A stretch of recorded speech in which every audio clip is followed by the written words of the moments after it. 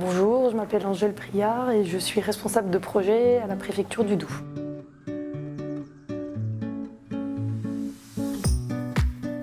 Donc avant, c'était un projet immobilier de regroupement donc, de 5 directions de l'État et un opérateur de l'État sur un site unique actuellement en construction à Besançon. Et au départ, il y a eu une volonté locale de mutualiser la gestion des fonctions support sur ce site. Et là, tout à coup, il y a l'opportunité du Fonds de transformation de l'action publique en 2018 qui nous fait réfléchir ensemble. On a une comitologie locale, un comité de pilotage qui associe toutes les directions,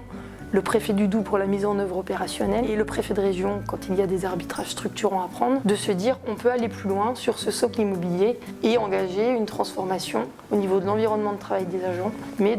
également de moderniser la relation de l'État avec les usagers, en construisant un accueil innovant pour le public et en simplifiant les démarches pour les usagers. Ça a donné une grande phase de co-construction avec l'ensemble des agents, donc 6 communautés de travail en format interministériel,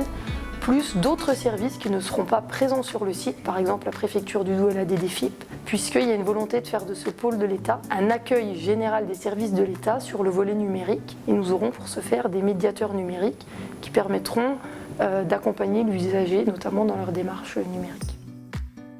Et maintenant, donc, les propositions ont été très riches et donc il nous reste à traduire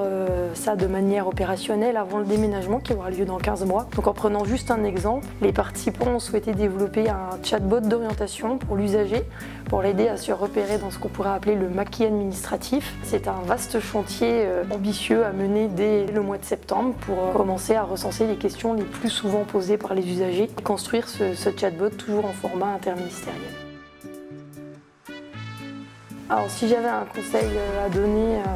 pour la transformation publique, c'est de vraiment rendre les agents acteurs de cette transformation. Et la démarche interministérielle fédère vraiment les agents, donne encore plus de sens en démontrant que tous les services de l'État, enfin une grande partie des services de l'État,